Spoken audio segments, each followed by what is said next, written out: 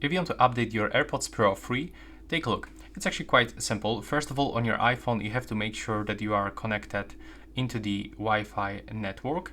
Right now, you will have to just plug both AirPods inside this charging case.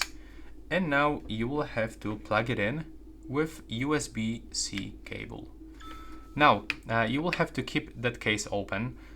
So, as you can see, it's not that easy when you get this cable here, but you will have to actually put them on the reverse to don't close that cover on the charging case.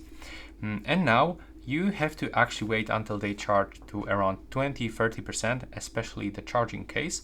And now we have to stay with them for like at least 30 minutes.